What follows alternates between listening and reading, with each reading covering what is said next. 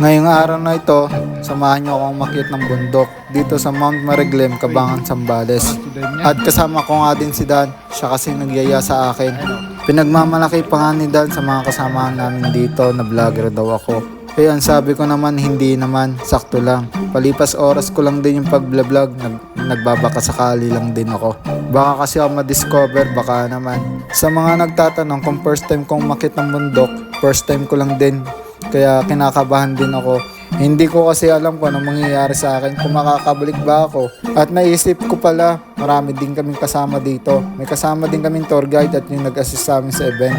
Yung mga kasamahan ko dito mag-hiking, galing pa sa ibang lugar. Katulad ng Batangas, Tagaytay, Antipolo, Marilao, Bulacan, at iba pang lugar.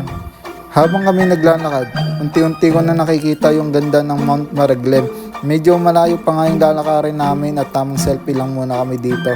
Medyo malayo pa nga yung lalakarin namin, nasa 2 kilometers pa lamang yung nalalakad namin at medyo matatarik na rin yung aming dinadaanan.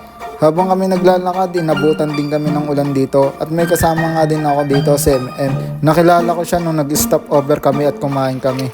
Pangalawang bundok na niya yung Mount Mareglem. Humahanga din ako sa kanya kasi solo ride lang din siya. Ang lakas nga din ng loob niya, hindi katulad ko, mahina. Habang ako naglalakad dito, naisip ko kung kaya nila, kaya ko rin. Medyo malayo na rin yung aming nilalakadan. Almost 4 kilometers na rin yung layo mula dun sa pinanggalingan namin.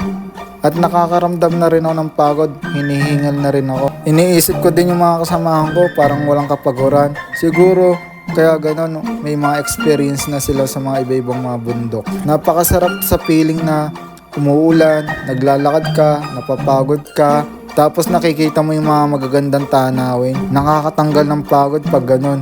Grabe, medyo mataas na nga din yung aming nilalakad at ilang bundok na rin yung aming nalampasan.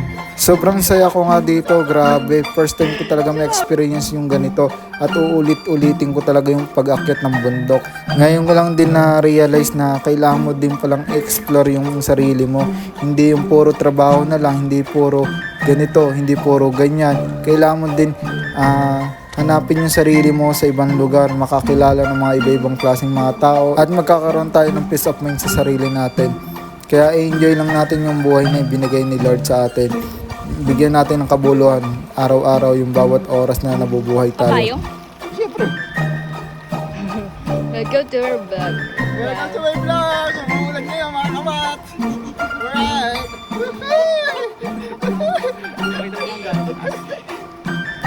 Wow!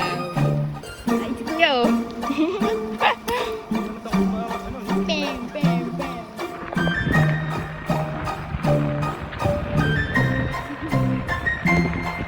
Tayo pa oh. Naabutan din kami ng malakas ng ulan dito sa bundok. Buti na lang tumila. Ako lang din kasi may dalang payong dito. Tamang pahinga lang muna kami dito sa taas ng bundok. Medyo pagod na rin kami karamihan dito. At nagtanim din ako ng punong kahoy dito para may ambag naman ako sa kalikasan. Ang tagal ko na rin hindi nakapagtanim ng puno mula nung elementary ako. At sa wakas, nandito na rin kami sa pinakatuktok ng Mount Mareglem. At tamang picture lang muna kami.